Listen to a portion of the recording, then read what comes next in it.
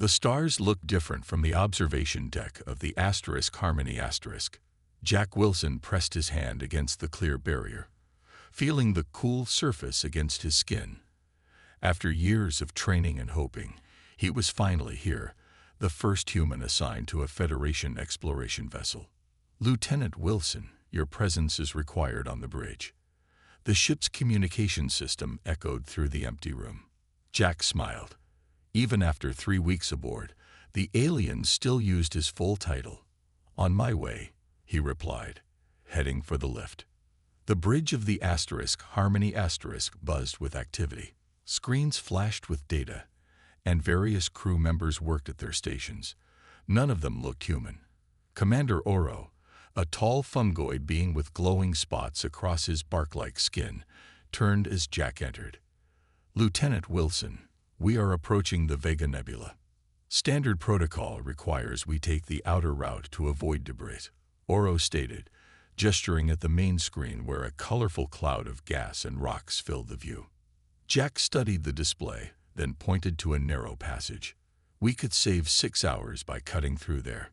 From a nearby station, Vix raised all 3 of her eye ridges. The reptilian navigator's scales shifted from green to a worried yellow. "The asteroid density makes that crossing highly unsafe, Lieutenant. I've flown through tighter spots back home," Jack said, stepping forward. "The shuttle's small and fast. I could map a safe route for the main ship." Blue, a crystalline being who served as the ship's physicist, created a humming sound that the translator rendered as disagreement. "Probability of shuttle damage exceeds acceptable parameters." Jack grinned. "Trust me, this will be fun." The bridge went silent. Commander Oro's spots flashed rapidly, a sign Jack had learned meant alarm. Vix's scales turned fully yellow, and Blue's crystal structure seemed to tighten, becoming more dense. "Fun," Commander Oro repeated slowly, as if the word itself might be dangerous. "Yeah, fun," Jack said with a shrug. "I'll take the shuttle, zip through, and send back mapping data. No big deal." The alien crew exchanged looks that Jack couldn't quite read, but Commander Oro eventually nodded. "Very well, but you will maintain constant communication, and at the first sign of danger, you will return to the main vessel." 20 minutes later, Jack sat at the controls of the small shuttle, powering up the engines. The ship hummed to life around him, responding to his touch like an extension of his own body. "Shuttle ready for launch," he reported. "Proceed with caution, Lieutenant," came Commander Oro's voice. "We will monitor from safe distance." The shuttle shot forward, breaking away from the Harmony *. Jack felt the familiar rush of adrenaline as he approached the nebula's edge. Rocks of various sizes floated in slow, graceful arcs through the colorful gas. To most it would look like chaos, but Jack saw patterns, flows and currents he could navigate. "Beginning mapping sequence," he reported, diving into the nebula. The shuttle darted between 2 building-sized asteroids, with barely meters to spare. Jack whooped with delight. "Lieutenant Wilson." Vix's alarmed voice came through the comm. "Your trajectory is dangerously close to multiple objects." "It's all under control," Jack replied, spinning the shuttle to avoid a cluster of smaller rocks. "The mapping data looks great." For 5 minutes, Jack wove through the nebula, sending back valuable navigation information. Then, a shadow loomed to his right. A massive asteroid had been hidden behind another, invisible until he was nearly upon it. "Hot Dan." Jack yanked the controls, forcing the shuttle into a steep dive. The asteroid scraped the top of the ship, tearing away a sensor array. Warning lights flashed across the console. "Lieutenant, your life support is compromised." Blue's normally calm voice sounded frantic. "Return immediately." Jack gritted his teeth, fighting to keep the damaged shuttle stable. "Just need to finish the return now." Commander Oro's voice left no room for argument. 6 months after the asteroid field incident, the Harmony drifted toward the massive structure known as Proxima Station. The spinning station orbited a neutron star, its ring-shaped body dotted with thousands of lights. Jack pressed his face against the viewport, taking in the sight. "It's beautiful," he whispered. Vix stood beside him, her scales now a calm blue. "Proxima Station houses over 50,000 beings from 200 species. We will dock for 3 standard days for resupply and shore leave." Jack turned to her with a grin. 3 days. That's enough time to really explore. Vix's scales flickered yellow for an instant. "The commander asks that you remain in the approved visitor sections." "Of course," Jack said, nodding seriously. But the gleam in his eyes made Vix's scales flutter nervously. The docking procedure took nearly 2 hours. When they finally stepped off the ship, Jack took a deep breath. The air on the station smelled different, filled with unfamiliar scents from countless worlds. "I'm going to grab a drink at the central hub," Jack told Vix. "Want to come?" "I must submit navigation reports," Vix replied, seeming relieved to have an excuse. "Blue will accompany you." The crystalline being appeared beside them, glittering under the station lights. "I will ensure Lieutenant Wilson follows station protocols." Jack laughed. "I'm not going to cause trouble. I just want to see the place." The central hub buzzed with activity. Aliens of all shapes and sizes moved through the wide corridors. Some flew, others slithered, many walked on various numbers of legs. Jack and Blue found a small establishment that served refreshments compatible with both their biologies. "This is amazing," Jack said, sipping a bright green drink. "All these different species living together." "The Federation has maintained peace for 3 centuries," Blue replied proudly, "through careful planning and—" Jack Wilson." A voice cut through the noise. Jack turned to see a human woman pushing through the crowd. Her dark hair was pulled back, and she wore the insignia of the Federation Engineering Corps. Another human. Jack stood up so quickly he almost knocked over his drink. "I haven't seen another human in months." The woman grinned, extending her hand. "Mia Foster. I'm stationed here as part of the engineering team. When I heard a human was on the visiting ship, I had to come see." Blue's crystalline body hummed softly.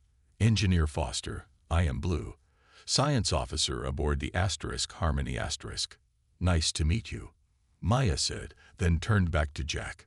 "So, how are you finding life among the stars?" For the next hour, Jack and Mia shared stories of their experiences in space.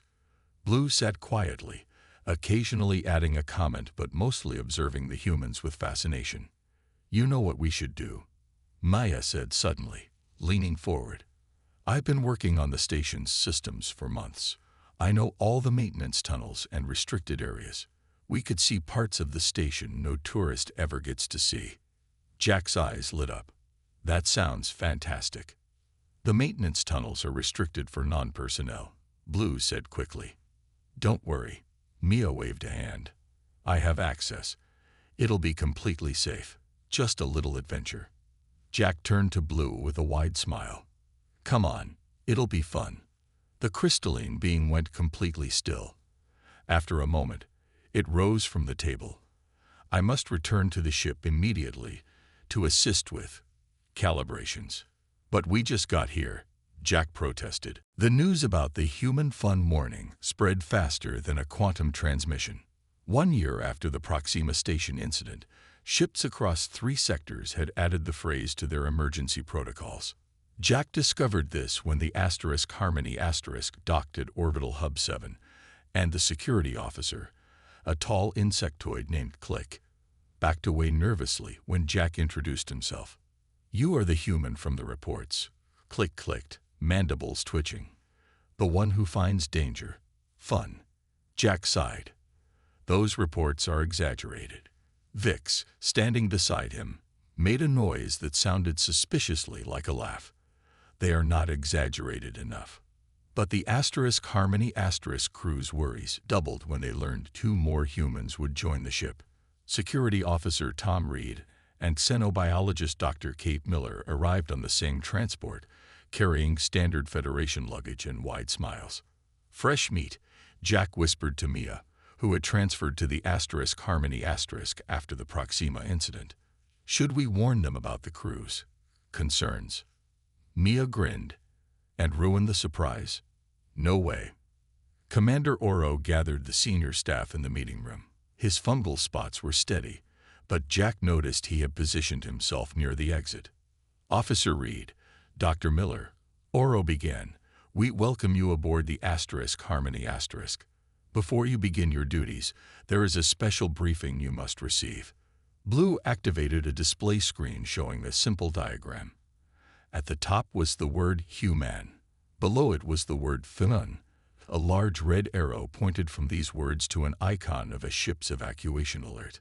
Tom and Kate exchanged confused glances. What is this? Tom asked. The Human Fun Protocol. Commander Oro explained gravely. When a human says an activity will be fun, all crew members are advised to secure loose items, back up critical data, and prepare for possible evacuation. Kate laughed, then stopped when no one else joined in. Wait, you're serious? Lieutenant Wilson has caused 17 incidents in the past year, Blue said, crystals glittering in the light. Engineer Foster has caused 12. Your combined presence raises statistical probability of catastrophic events by 342%. That's ridiculous, Tom protested. Is it? Vix tapped a control, and the screen showed footage of Jack piloting a shuttle through the asteroid field, followed by the Proxima Station evacuation, followed by several other incidents involving the two humans. My favorite, Mia whispered to Jack, is still the gravity generator test. Jack nodded, the commander's face when everything started floating upside down. You see, Oro pointed at their whispered exchange. They are reminiscing about past disasters as if they were pleasant memories.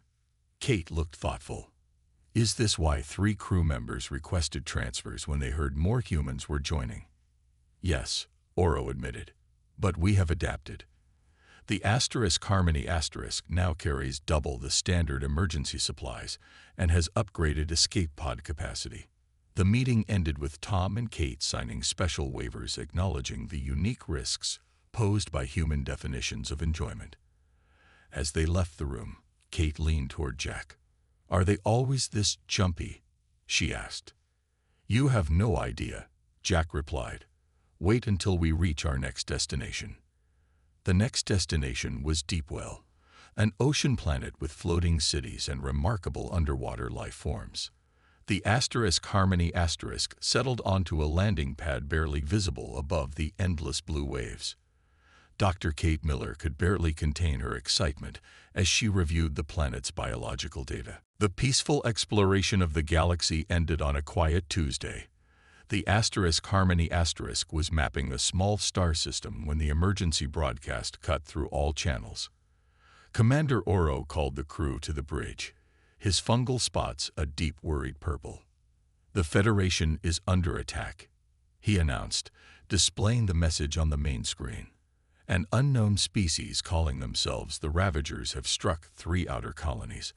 All ships are ordered to defensive positions. Jack studied the tactical display. What do we know about them? Very little, Blue admitted. They appeared without warning. Their technology is unlike anything in our databases. The Harmony joined a defensive fleet at New Titan, a mining colony orbiting a gas giant. 5 Federation vessels formed a protective line between the planet and the expected attack vector. Commander Oro participated in the tactical briefing, his image joining those of other ship commanders. Standard defensive pattern, ordered Fleet Admiral Zorn, a tall, spindly being with eyes on stalks. No ship breaks formation without direct orders. We have superior numbers and will overwhelm the enemy with coordinated fire.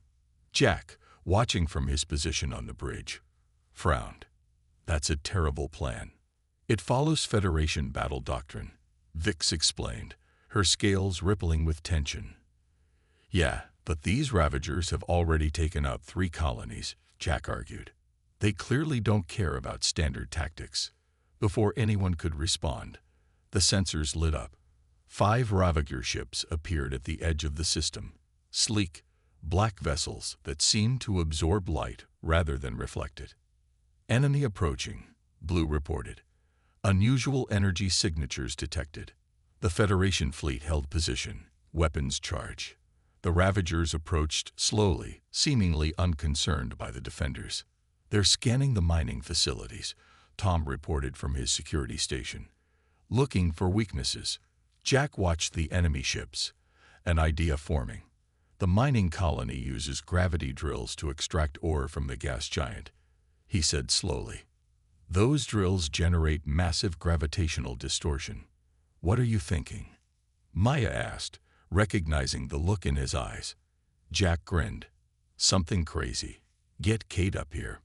10 minutes later, all 4 humans were huddled around a tactical display, talking excitedly, while the alien crew watched with growing alarm. Commander, Jack finally said, we have a plan. Commander Oro's spots pulsed nervously. Does this plan involve the word fun? It might, Jack admitted, but it could work. Before Oro could respond, the Ravager ships launched their attack.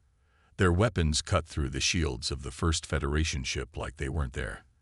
The coordinated defense immediately fell into chaos. Fleet Admiral Zorn is calling for retreat, Vix reported. Jack looked at his fellow humans, who all nodded. We don't have time for approval. Tell the other ships what we're doing. Then he opened a channel to all Federation vessels. This is Lieutenant Wilson of the Harmony *. We're going to have some fun with these Ravagers.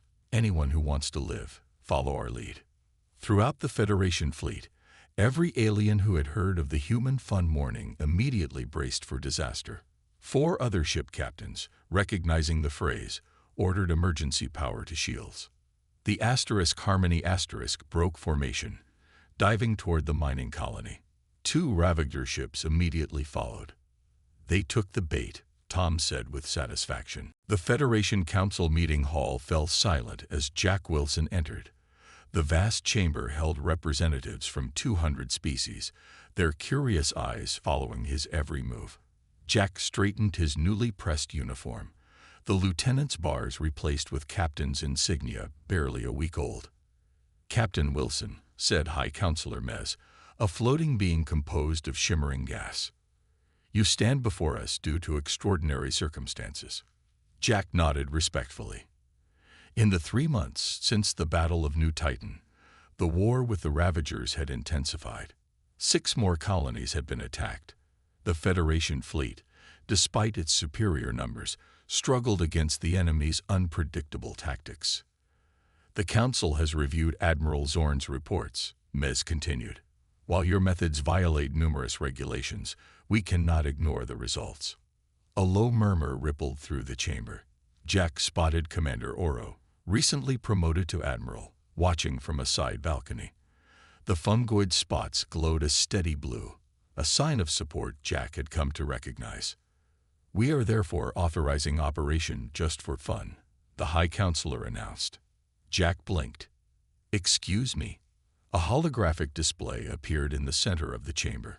It showed a Ravager command station orbiting a distant moon, a massive black structure bristling with weapons. Our intelligence indicates this station coordinates Ravager fleet movements, explained Admiral Kix, a reptilian not unlike Vix. It must be infiltrated to obtain critical intelligence. Previous strike teams have failed.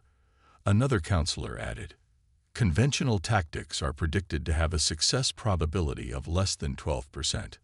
Jack studied the hologram. So you want a human solution? We want, High Counselor Mez said carefully, what you would call fun.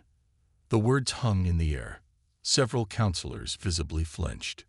3 days later, Jack stood in the hangar bay of the Defiance *, a sleek Federation stealth vessel. Around him gathered his team. Mia, her engineer's uniform now bearing commander's stripes. Tom, heading security. Kate, their xenobiologist. And 20 other humans specifically requested from across Federation space. This plan is insane, said Fleet Commander Zun, An aquatic being in a hovering water tank. Your approach has 17 critical failure points. Jack grinned. That's what makes it fun. Alarms immediately blared throughout the hangar. 3 alien technicians dropped their tools and rushed for the exit.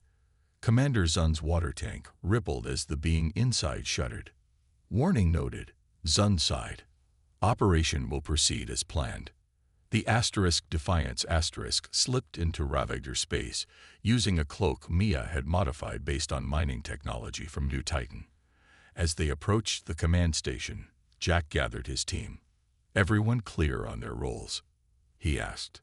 The humans nodded, eyes bright with anticipation. Most had been selected because of incident reports involving the phrase unexpected solutions or creative approaches. Federation code for humans causing chaos.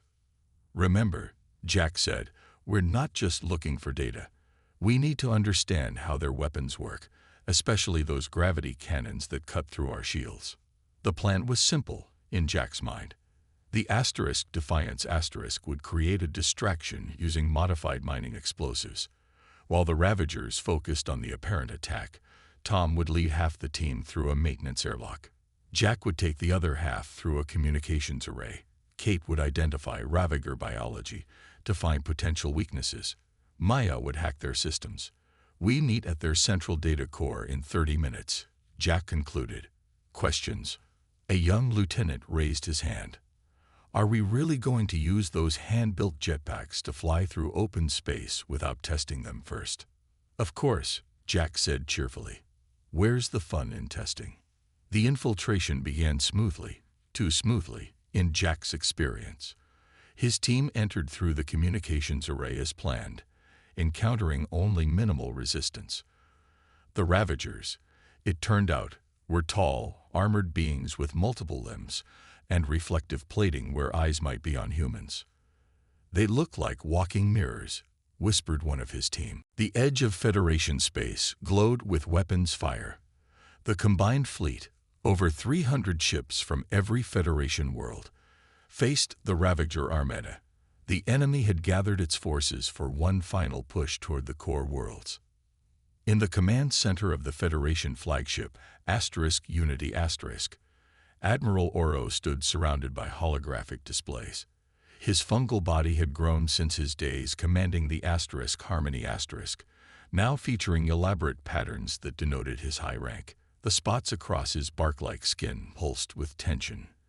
The Ravagers have jammed our communications, reported Blue, now Chief Science Officer for the fleet. We cannot coordinate our ships. They're using what we learned from the command station, Jack said, studying the tactical display. The intelligence his team had gathered revealed the Ravagers' base and capabilities, but also allowed the enemy to adapt to Federation tactics. Vix, her reptilian scales now bearing command markings, gestured to the display. Their formation is designed to split our forces. Traditional tactics would have us withdraw and regroup. Admiral Oro's spots flashed with decision. Captain Wilson, your assessment. All eyes turned to Jack.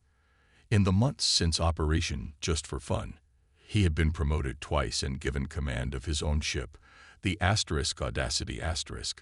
The vessel was specially designed to accommodate what Federation engineers now clinically termed human tactical flexibility. Traditional tactics will fail, Jack said bluntly. The Ravagers have analyzed our standard responses. We need something they can't predict. I was afraid you would say that. Admiral Oro sighed. What do you propose? Jack grinned, that familiar gleam in his eyes. Sir, permission for all human crew members to coordinate independently. Admiral Oro's spots went completely still. You want to suspend the chain of command. Just for humans, Jack clarified. Let us handle this our way. The Admiral was silent for a long moment. The fate of the Federation rests on this battle, Captain Wilson. I know, sir. If we fail here, the core worlds will be defenseless. I know, sir. Admiral Oro's spots pulsed once, twice. Permission granted. May whatever gods you believe in help us all. Jack immediately opened a special communication channel. One Mia had designed specifically for human crew members across the fleet. All humans, this is Captain Wilson. Communications are jammed, but we can still reach each other on this frequency. Responses flooded in from ships throughout the fleet, humans ready for orders. The Ravagers think they have us figured out, Jack continued. Time for the real fun to begin. Throughout the Federation fleet, alarms blared. Alien crew members looked up in worry as human colleagues suddenly grinned and began hurrying to various stations. On dozens of ships, captains received variations of the same message. Human fun protocol initiated. What followed was a coordinated chaos that no simulation could have predicted. Mia's engineering teams modified shield frequencies across multiple ships, causing Ravager weapons to be reflected back at their own vessels. Tom's security forces used small, fast shuttles to jump between ships, boarding and capturing enemy vessels. Kate had developed a biological agent that disrupted the Ravagers' hive mind communication, which was now deployed via modified torpedo casings. And Jack led a small team directly toward the massive Ravager mothership, a mission every simulation classified as suicide. The Audacity weaved through enemy fire, its experimental engines pushing the vessel to speeds no conventional ship could match. 6 other vessels, all commanded by humans, followed in tight formation. "Are you sure this will work?" asked Jack's first officer, a nervous avian named Pick. "Absolutely not," Jack replied cheerfully. "That's what makes it exciting." Pick sighed. "I volunteered for this assignment to understand humans better. I now realize this was a mistake." The small squadron reached the mothership's perimeter, immediately coming under heavy fire. 2 of the trailing ships were hit, but continued forward, their human captains refusing to withdraw. 5 years after the defeat of the Ravagers, the Federation had changed. Once rigid protocols now included exceptions for what official documents labeled human intuitive problem-solving methodologies. Dozens of new ships had been built with reinforced hulls, expanded medical facilities, and significantly improved escape pod capacity, all directly inspired by lessons learned serving alongside humans. The Federation Exploration Corps headquarters buzzed with activity as dignitaries gathered for a historic ceremony. At the center of the vast assembly hall stood the gleaming new vessel Discovery, the first of its kind designed specifically to accommodate human approaches to exploration. Admiral Jack Wilson, his uniform now bearing the gold trim of the Federation's highest rank, stood beside Admiral Oro on the ceremonial platform. Behind them waited Mia, Tom, and Kate, all now captains with their own commands. "I never expected to reach retirement age," Oro confided to Jack, his fungal spots a calm, contented blue. "After our first meeting, I calculated a 98% probability that your fun would end my career prematurely." Jack laughed. "Admit it, it's been an interesting few years." "Interesting." Oro's spots pulsed with amusement, a very human understatement. The ceremony began with speeches honoring those lost in the Ravager War. Then came commendations for the heroes who had turned the tide. Finally, Admiral Oro stepped forward to address the gathered dignitaries. "Fellow beings of the Federation," he began, his translator converting his words into multiple languages simultaneously.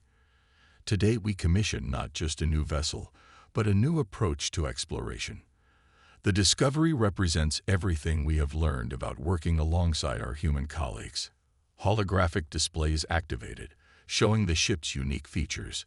Modular sections that could be jettisoned in emergencies, reinforced bulkheads between critical systems, and engineering innovations inspired by Mia's improvisations during the war. When humans first joined the Federation, Oro continued, many of us feared their unpredictability. Some even suggested they might be too dangerous to include in our peaceful coalition.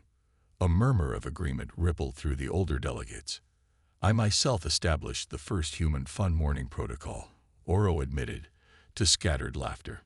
It now exists as a Level 1 alert phrase in all Federation communication systems. On cue, a demonstration appeared on the displays. A simulation of a human saying, This will be fun, followed by automated systems securing loose objects and preparing emergency responses. Yet what we initially feared has become our greatest strength. Oro's spots brightened. In the face of challenges that defied our conventional approaches, human unpredictability provided solutions no simulation could have predicted. The displays showed highlights from the war: the gravity slingshot at New Titan, Operation Just for Fun, and the final battle with the Ravagers.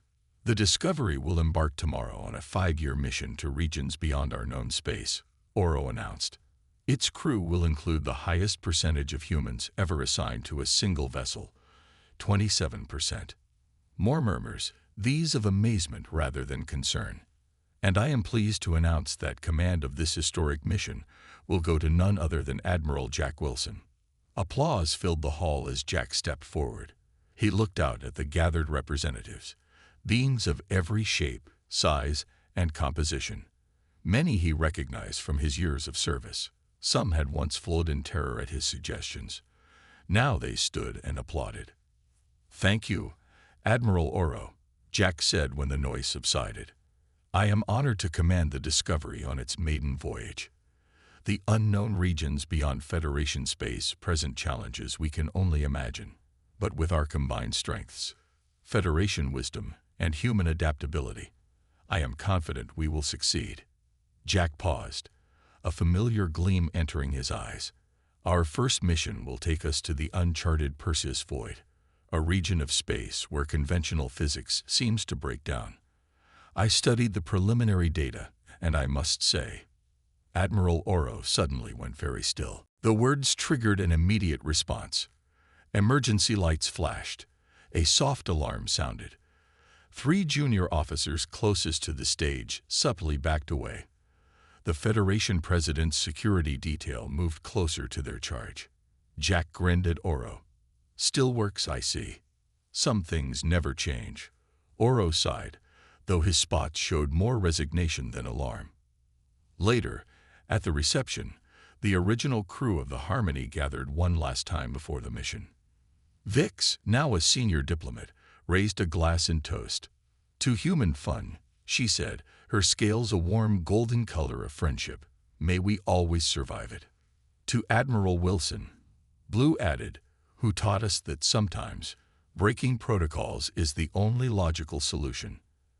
Admiral Oro's spots swirled thoughtfully. "I've been studying human history during my preparations for retirement. I discovered an ancient human philosopher who perhaps best explained what we've learned these past years." "Which philosopher?"